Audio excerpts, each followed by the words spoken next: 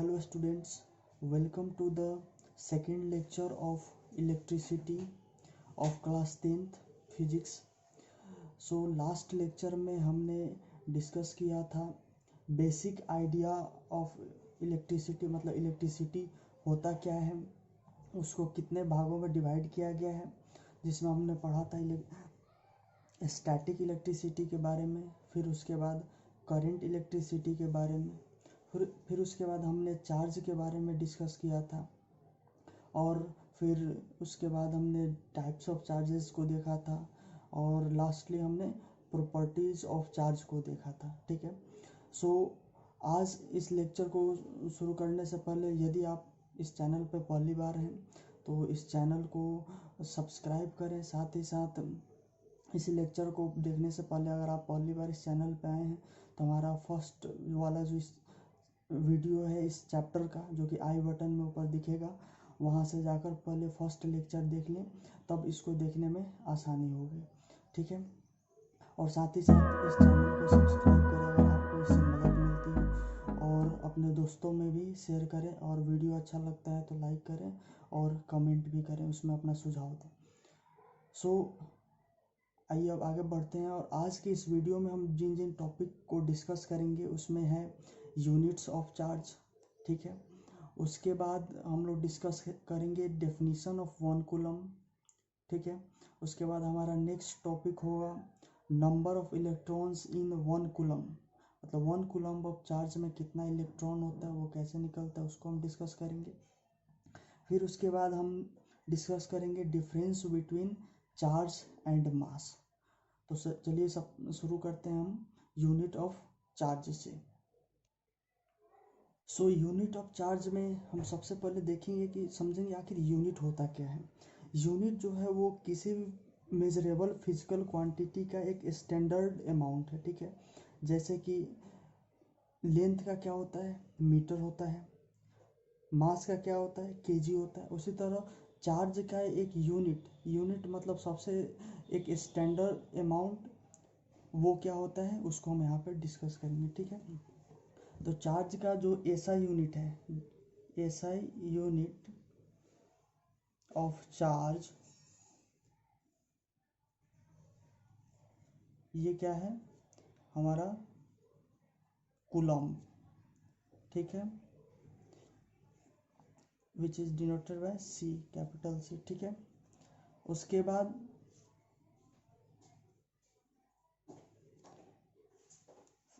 Charge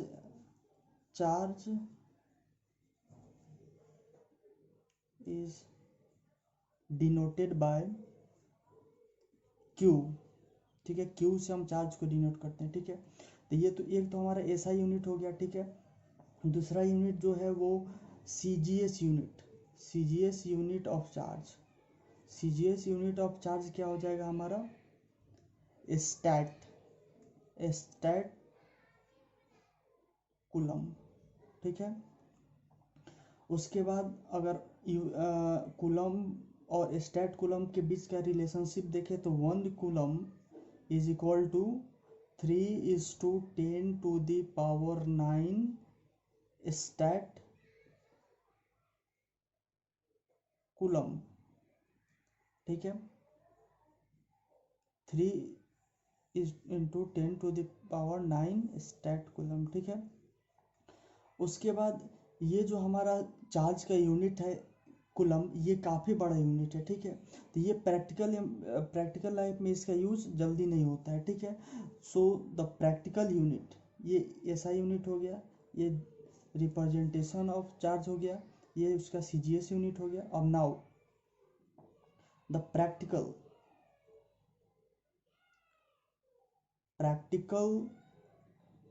unit of charge, practical unit of charge जो है वो है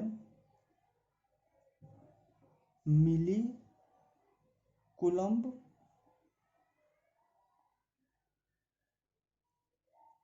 और माइक्रो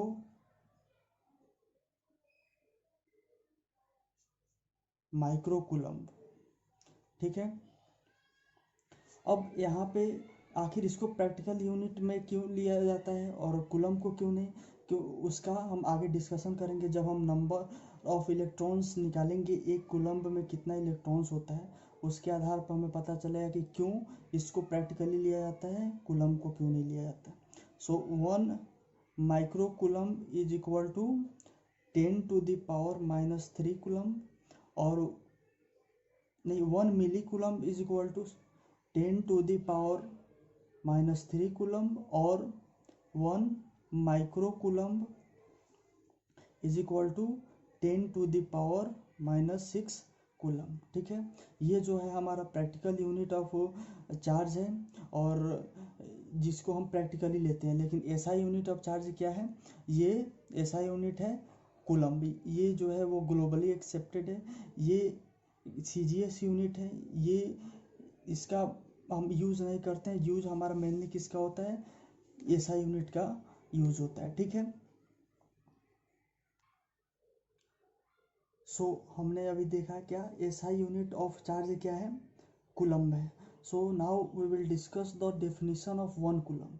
आखिर वो जो एसआई यूनिट है, जो कूलम्ब है, उसको कैसे हम डिफाइन करते हैं, आखिर कितने अमाउंट को हम 1 कूलम्ब बोलते हैं। ठीक है, तो इसका अगर डेफिनेशन अगर हम लिखें तो डेफिनेशन होगा अ body is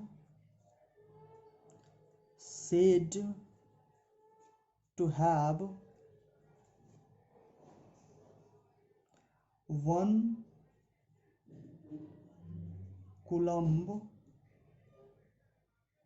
of charge if it has an excess or deficit of 6.25 into 10⁻18 electrons. मतलब कि आखिर किस सिचुएशन में बोलेंगे कि किसी बॉडी पे 1 कूलम्ब चार्ज, मतलब जो यूनिट है वो उतना चार्ज है, तो वो यहाँ से हमारा क्लियर होता है। क्या है डिफिनीशन, क्या बोल रहा है, a body is said to have 1 coulomb of charge if it has excess to, there are 2 words that needs to be discussed here, excess and deficit. ठीक है, a body is said to be have 1 coulomb of charge if it has an excess or deficit of 6.25 into 10⁻ electrons. इसका मतलब क्या हुआ कि यदि किसी body पे 1 कूलम्ब चार्ज उसी समय होगा जब उस बॉडी पे या तो एक्स्ट्रा 6.25 इंटू 10⁻18 इलेक्ट्रॉन्स आ गया है, या फिर उस बॉडी से 6.25 इंटू 10⁻18 इलेक्ट्रॉन्स क्या हो गया है, लॉस हो गया है। मतलब कि यदि कोई बॉडी है, ठीक है, एक बॉडी ए है और एक बॉडी क्या है, ये हो ए और एक बी। ठीक है, 2 बॉडी है। यदि इस पे 6.25 इंटू 10⁻18 इलेक्ट्रॉन्स इस पे आ जाता है, ठीक है, then this body will have 1 coulomb of charge. ठीक है, चूंकि या इस पे इलेक्ट्रॉन आया है तो यहाँ पे इस बॉडी पे इलेक्ट्रॉन क्या हो जाएगा, एक्सेस हो जाएगा, और उसके कारण इस पे जो चार्ज होगा वो क्या होगा, हमारा निगेटिव चार्ज होगा, क्योंकि इस पे इलेक्ट्रॉन आ रहा है। लेकिन उस चार्ज का वैल्यू क्या होगा, 1 कूलम्ब। सिमिलरली अगर किसी बॉडी से 6.25 इंटू 10⁻18 इलेक्ट्रॉन्स अगर उस किसी भी बॉडी से बाहर चला जाता है, ठीक है, तो क्या होगा, उस पे 1 कूलम्ब ऑफ चार्ज क्या होगा, प्रोड्यूस होगा। अब चूंकि इस बॉडी से हमारा इलेक्ट्रॉन क्या हो रहा है, बाहर जा रहा है, इस बॉडी को लीव कर रहा है, तो यहाँ पे इलेक्ट्रॉन की क्या हो जाएगी, डेफिसिट हो जाएगी। ठीक है, यहाँ पे क्या हो गया, इलेक्ट्रॉन डेफिसिट हो गया, और यहाँ पे क्या हो गया, इलेक्ट्रॉन एक्सेस हो गया। ठीक है, तो जब इलेक्ट्रॉन बाहर जाएगा और इलेक्ट्रॉन जब डेफिसिट होगा तब उसको क्या बोलेंगे, 6.25 इंटू 10⁻18 इलेक्ट्रॉन अगर बाहर जाता है तब उस बॉडी पे 1 कूलम चार्ज आता है। तो हम शुरू में जब यूनिट ऑफ चार्ज बता रहे थे तो वहाँ पे क्या बताए कि जो 1 कूलम है वो काफ़ी बड़ा यूनिट है, इसलिए प्रैक्टिकली में हम किसको लेते हैं, माइक्रो कूलम या मिली कूलम। उसका कारण रीजन यहाँ पे दिख रहा है। ए 1 coulomb of charge for producing 1 coulomb of charge 6.25 into 10⁻18 electron either should be removed और इट शुड बी एडेड। मतलब कि अगर किसी बॉडी से 1 कूलम ऑफ चार्ज जनरेट करने के लिए उस पर से 6.25 इंटू 10⁻18 इलेक्ट्रॉन्स रिमूव करना होगा या फिर उस पर ऐड करना होगा। ठीक है, तो ये जो हमारा इलेक्ट्रॉन का नंबर है ये काफ़ी बड़ा है। ठीक है, ये हमारे इलेक्ट्रॉन्स का नंबर क्या है, काफ़ी बड़ा है, इसलिए ये जो प्रैक्टिकली इतना पॉसिबल नहीं हो पाता है। ठीक है, इसलिए हम शुरू में ही बताया गया कि प्रैक्टिकल यूनिट क्या हो गया, इसी का जो छोटा रूप है माइक्रो कूलम या मिली कूलम। ठीक है, अब अगर इसको हम तोड़कर लिखें तो कितना हो जाएगा, 6.25 और इस पर कितना 2 इधर आ गया तो 16 जीरो 1 2 3 6 to 8 8 9 10 11 12 13 14 15 16, मतलब इतना इलेक्ट्रॉन आप काउंट करके देख सकते हैं कितना बड़ा नंबर होगा। इतना इलेक्ट्रॉन अगर किसी बॉडी पर से रिमूव होगा तब उस पर 1 कूलम ऑफ चार्ज जनरेट होगा। ठीक है, that's why we take micro coulomb और milli coulomb as a practical unit. वो कुछ नहीं है, इसी का मतलब रूप है, जैसे कि जिस तरह केजी होता है उसका स्टैंडर्ड क्या होगा, मास का स्टैंडर्ड यूनिट क्या होगा, किलोग्राम हो गया, लेकिन हम उसको मिलीग्राम या फिर माइक्रोग्राम में किसी चीज़ को क्या करते हैं, तौलते हैं, तो वो उसी का छोटा रूप हो गया। सिमिलरली यहाँ पे भी 1 कूलम जो है वो काफ़ी बड़ा यूनिट है, इसलिए इसका प्रैक्टिकली हम किसका यूज़ करते हैं, माइक्रो कूलम या फिर मिली कूलम। ठीक है, तो 1 कूलम ऑफ डेफिनेशन समझ में आ गया। A body is said to have 1 coulomb of charge, किसी बॉडी पे 1 कूलम चार्ज तब होगा if it has an excess और डेफिसिट ऑफ 6.25 इंटू 10⁻18 इलेक्ट्रॉन। यदि उस पे 6.25 इंटू 10⁻18 इलेक्ट्रॉन्स या तो ज़्यादा होगा या फिर उस पर से इतना इलेक्ट्रॉन्स की कमी होगी। ठीक है, अब आखिर आपके मन में आता होगा कि आखिर ये इतना ही इलेक्ट्रॉन्स क्यों, इससे कम या इससे ज़्यादा क्यों नहीं। तो जब हम नंबर ऑफ इलेक्ट्रॉन्स निकालेंगे आगे, 1 कूलम चार्ज में कितना नंबर ऑफ इलेक्ट्रॉन्स आता है उसके आधार पर ये फिक्स किया गया है। क्योंकि चार्ज जब number charge on 1 electron known हो गया, उसके बाद हमने निकाला कि आखिर 1 कूलम ऑफ चार्ज में कितना इलेक्ट्रॉन्स होता है, तो इतना इलेक्ट्रॉन्स आया। तो इससे पता होता है कि किसी बॉडी पे 1 कूलम ऑफ चार्ज जनरेट करने के लिए इतना इलेक्ट्रॉन्स का आइदर एडिशन और रिमूवल इम्पोर्टेंट है। ठीक है, सो अब हम डिस्कस करेंगे number of electrons in 1 coulomb of charge. ठीक है, 1 कूलम ऑफ चार्ज में कितना इलेक्ट्रॉन होता है।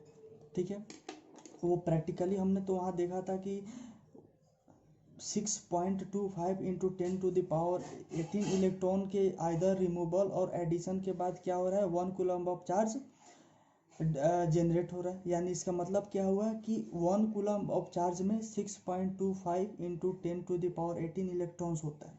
लेकिन ये आखिर आया कैसे, इसको हम यहाँ पे प्रैक्टिकली ड्राइव करेंगे। ठीक है, सबसे पहले हमने जब प्रॉपर्टीज ऑफ चार्ज पढ़ा था तो उसमें हम जो क्वांटिटेटिव प्रॉपर्टी था उसमें हमने क्या पढ़ा था, Q is equal to NE हमें पढ़ा था, where Q is the charge, n is the number of electrons and e is the charge on an electron। ठीक है, तो अगर हम इसी को आगे बढ़ें तो हमको क्या चाहिए, हमको ये q मालूम है, q कितना है 1 कूलम, हमको नंबर ऑफ इलेक्ट्रॉन्स निकालना है और चार्ज भी हमको पता है, जैसे कि हमको कितना है q दिया हुआ है 1 कूलम। ठीक है, हमको n फाइंड करना है कि 1 कूलम ऑफ चार्ज में कितना इलेक्ट्रॉन्स होता है, और e जो है हमको मालूम है। ठीक है, कितना है 1.6 इंटू 10⁻⁻19 कूलम, इतना चार्ज होता है 1 इलेक्ट्रॉन पे। ठीक है, अब हमको निकालना है क्या है, number of electrons in 1 coulomb of charge. So जब हम n के लिए करेंगे तो e इधर आ जाएगा, n is equal to q by e. ठीक है, q का वैल्यू हम पुट करेंगे, q का वैल्यू क्या है 1 कूलम बाई e का वैल्यू क्या है 1.6 इंटू 10⁻⁻19 कूलम। ठीक है, कूलम से कूलम सी से सी कट गया। ठीक है,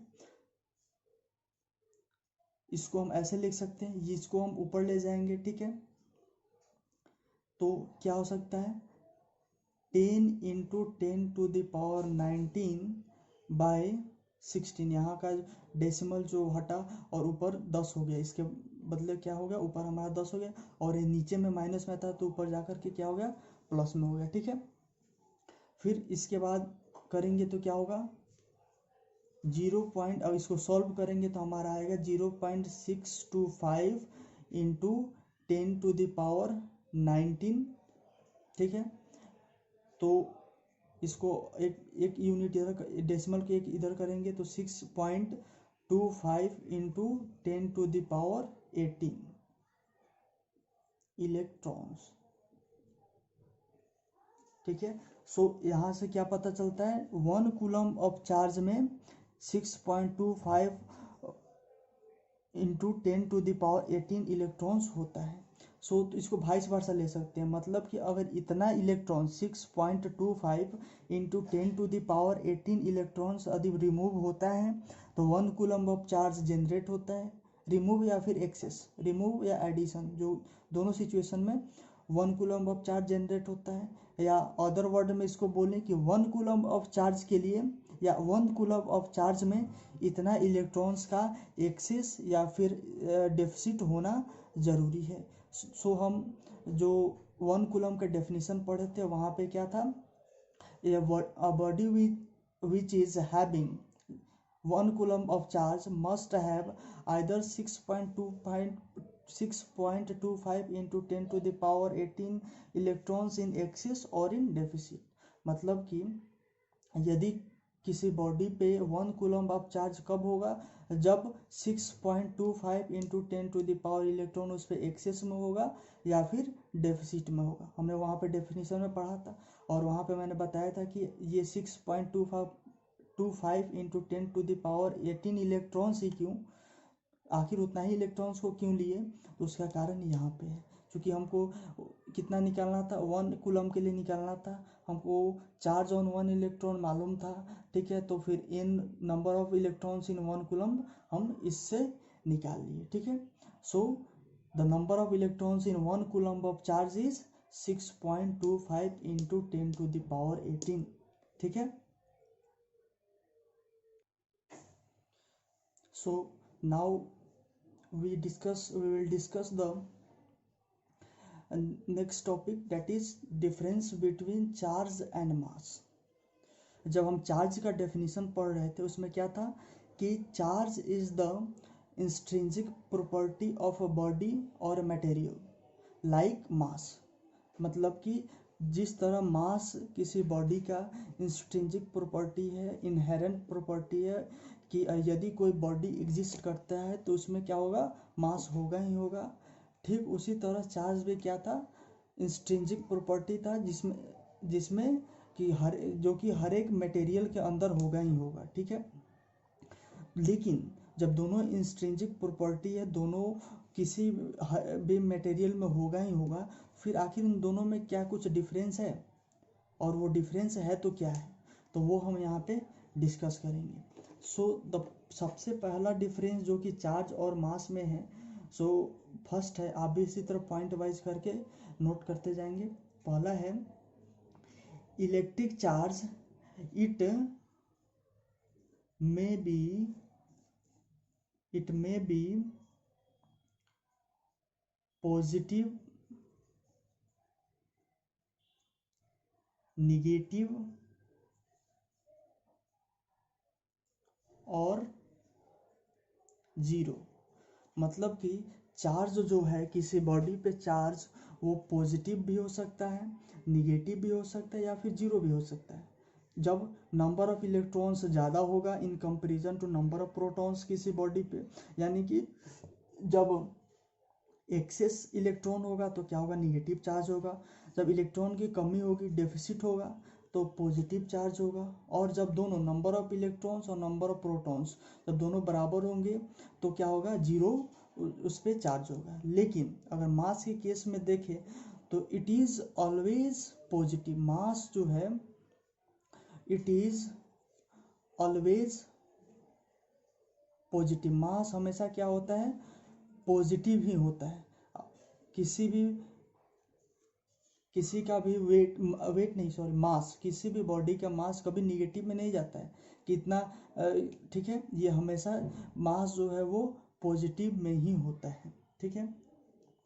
दूसरा डिफरेंस जो चार्ज और मास के बीच में है वो है कि charge of a body does not depend on the velocity of a body. मतलब कि किसी बॉडी पे चार्ज है तो वह चार्ज उस बॉडी के वेलोसिटी यानी उसके मूवमेंट का जो स्पीड है उस पर वो डिपेंड नहीं करता है। फर्स्ट हो क्या हो गया, it does not depend on the velocity of the body. मतलब कि चार्ज जो है वो किसी बॉडी पे के वेलोसिटी पे डिपेंडेंट नहीं करता। मतलब कि अगर कोई बॉडी अगर रेस्ट में है और उस पर 5 कूलम्ब ऑफ चार्ज है और अगर वो बॉडी 5 किलोमीटर पर आवर के स्पीड से चलने लगा तो फिर भी उस पर ना चार्ज कम होगा ना ज़्यादा होगा, यानी उसका चार्ज जो होगा वो 5 कूलम्ब में ही होगा, 5 कूलम्ब ही होगा। मतलब चाहे कोई बॉडी रेस्ट में हो या फिर मोशन में हो, उस पर अगर कोई पार्टिकुलर अमाउंट ऑफ चार्ज है तो वो हमेशा उतना ही रहेगा, ना उससे ज़्यादा होगा ना उससे कम होगा। यानी उस बॉडी का जो वेलोसिटी होगा उस पर जो चार्ज है उसको कोई अफेक्ट नहीं करेगा, ठीक है। लेकिन मास के केस में मास जो है it increases with its velocity. Mass जो है वो इसके स्पीड इंक्रीज करने के साथ क्या होता है, वह इंक्रीज करता है, ठीक है। एम इसका अगर m is equal to m naught by 1/√1 minus v square by c square, ठीक है। मास जो है वो इस रिस्पेक्ट में अगर किसी बॉडी का स्पीड बढ़ता है तो वो उसका मास इस रिस्पेक्ट में बढ़ता है। M is equal to m0/1 minus v square by c square, root under, ठीक है, रूट अंडर में है। तो ये अगर किसी बॉडी का स्पीड बढ़ गया, ठीक है, तो उसमें जो ये m क्या हो गया, जो स्पीड बढ़ने के बाद का मास m0 क्या हो गया, उसका initial mass by 1 minus v square क्या हो गया, जिस वेलोसिटी से बॉडी मूव कर रहा है, और सी स्क्वायर क्या हो गया, स्पीड ऑफ लाइट, ठीक है। सो दिस इज सी क्या हो जाएगा, speed of light in vacuum, ठीक है। सो इसको ज़्यादा डिटेल में जाने की ज़रूरत नहीं है, ये आगे का है। लेकिन हाँ समझना है कि अगर किसी बॉडी का स्पीड बढ़ता है तो उसका मास भी क्या होता है, स्पीड के साथ इंक्रीज होता है, ठीक है। जैसे कि छोटा सा एग्जांपल मैं देना चाहूँगा, जैसे कि कोई साइकिल, कोई भी ऑब्जेक्ट है, ठीक है, अगर वो एक पत्थर है, ठीक है, अगर वो उस पत्थर को अगर हम ऐसे ला करके अपने हाथ पर रखें एकदम आराम से, तो क्या हो गया, उसका जितना वेट होगा उतना ही वेट हमको महसूस होगा, उसी का इफेक्ट दिखेगा। लेकिन अगर उसी पत्थर को थोड़ा स्पीड से अपने हाथ में मारे तो क्या हो गया, उसका इफेक्ट ज़्यादा दिखेगा, हमको ज़्यादा चोट लगेगा। तो उसका कारण क्या हो गया, उसका मास में कहीं ना कहीं इंक्रीज हो रहा है, जो कि हम इसमें मोमेंटम वाला केस भी शामिल है, ठीक है। लेकिन हम एक जनरल मतलब एग्जाम्पल के तौर पे समझाने के लिए बोले, यहाँ पे और फैक्टर होता है जैसे कि मोमेंटम हो गया, मास इनटू वेलोसिटी, ठीक है।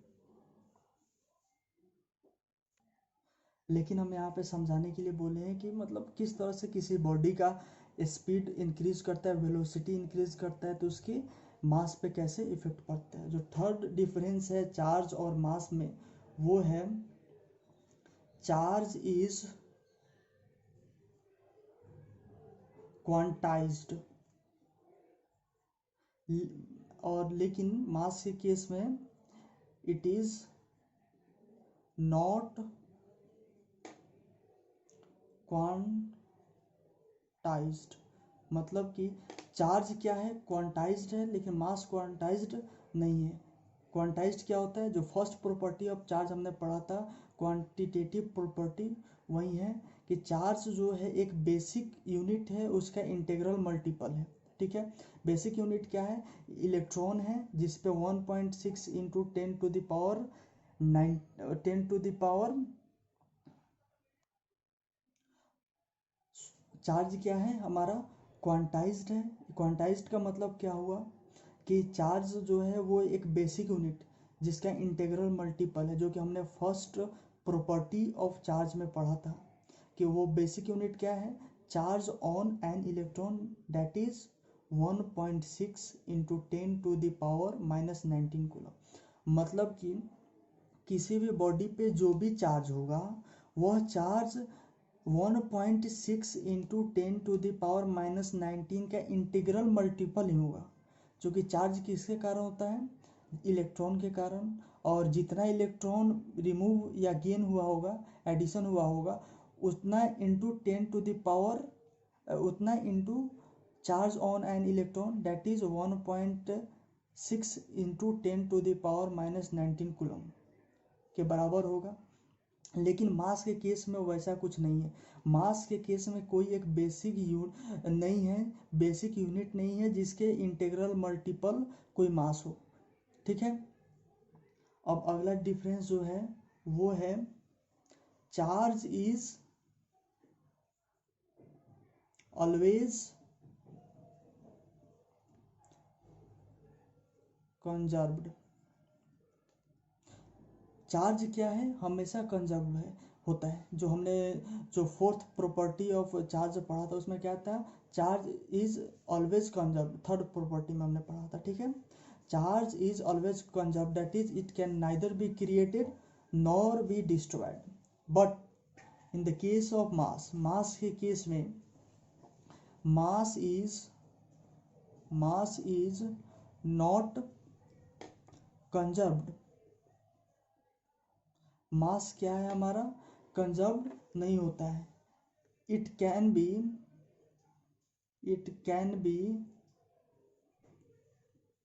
Changed into energy. मास क्या है हमारा, वो कंजर्व नहीं होता, जिसको हम एनर्जी में चेंज कर सकते हैं। आइंस्टाइन का जो इक्वेशन था, E बराबर E = mc²।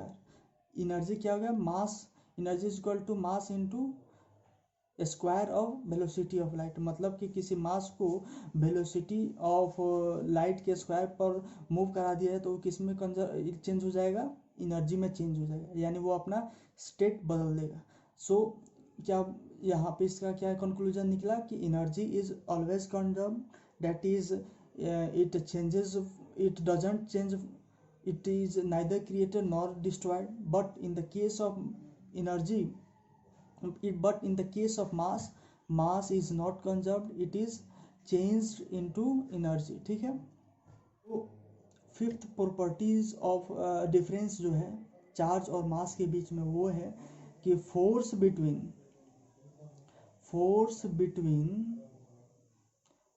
Two charges may be attractive or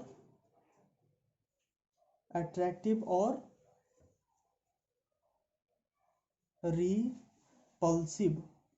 मतलब कि दो बॉडी के बीच का जो फोर्स होगा वो अट्रैक्टिव भी हो सकता है और रिपल्सिव भी हो सकता है। मतलब दो चार्ज बॉडी के बीच का फोर्स अट्रैक्टिव भी हो सकता है या रिपल्सिव भी हो सकता है। मतलब कि यदि दो लाइक चार्जेज हैं तो दोनों एक दूसरे को क्या करेंगे, रिपेल करेंगे, वहाँ पे क्या हो जाएगा, रिपल्सिव फोर्स जनरेट होगा। लेकिन अगर वही बॉडी अगर दो अनलाइक चार्ज्ड हैं तो फिर उसमें क्या होगा, अट्रैक्शन होगा। तो हम कह सकते हैं कि दो चार्ज बॉडी के बीच में अट्रैक्टिव फोर्स भी काम कर सकता है या फिर रिपल्सिव फोर्स भी काम कर सकता है। लेकिन इन द केस ऑफ मास के केस में फोर्स बिटवीन, ये बिटवीन को मैं शॉर्ट में लिख रहा हूँ B/W, between two masses is always attractive. Force between two masses is always attractive। मतलब कि दो बॉडी जो कि मतलब दो बॉडी के मास के बीच में जो फोर्स होगा वो हमेशा क्या होगा, अट्रैक्टिव होगा। वो यानी वो हमेशा एक दूसरे की तरफ क्या करेंगे, अट्रैक्ट करेंगे। तो ये कौन सा हो गया, ये हमारा gravitational force between two bodies. मतलब दो बॉडी जो है उसके मास के बीच का जो फोर्स होगा हमेशा अट्रैक्टिव होगा, वो कभी एक दूसरे को रिपेल नहीं करेगा, वो हमेशा एक दूसरे की तरफ अट्रैक्ट ही करेगा। So these are the 5 differences between charge and mass, जिसको हमें ध्यान में रखना है। और कई बार ये पूछा भी जाता है कि चार्ज और मास के बीच में क्या डिफरेंस है, तो आप इसी तरह 2 कॉलम बनाकर इसका नोट कर लेंगे, ठीक है। और इसका स्क्रीनशॉट भी ले सकते हैं जब, और ताकि अभी आप सब पढ़ें लेकिन बाद में इसको नोट्स तैयार करें। तो आज की इस वीडियो में बस इतना ही, फिर आगे हम दूसरे नेक्स्ट वीडियो में कंटिन्यू करेंगे इसी चैप्टर को। और अगर आप इस चैनल पर नए हैं तो इस चैनल को सब्सक्राइब करें, और साथ ही साथ वीडियो अच्छा लगता है तो लाइक करें और अपने दोस्तों के बीच से, ताकि उन्हें भी इसका फ़ायदा मिले। और आपको बता दें इस चैनल पे आपको 9th और 10th का साइंस का हर एक चैप्टर वाइज वीडियो आएगा, जो कि आपको अपने बोर्ड के एग्ज़ाम के प्रिपरेशन के लिए काफ़ी हेल्पफुल होगा। और जो भी यहाँ पे डिस्कस होगा उसको बोर्ड का जो क्वेश्चन है उसको पॉइंट ऑफ व्यू में लेकर ही डिस्कस होगा। बताया जाएगा कि पिछले किस टॉपिक से लास्ट ईयर प्रीवियस ईयर में किस टाइप के क्वेश्चन आए हुए हैं, उन सारी चीज़ों को यहाँ पे डिस्कस किया जाएगा। सो वीडियो देखने के लिए thank you, see you next time.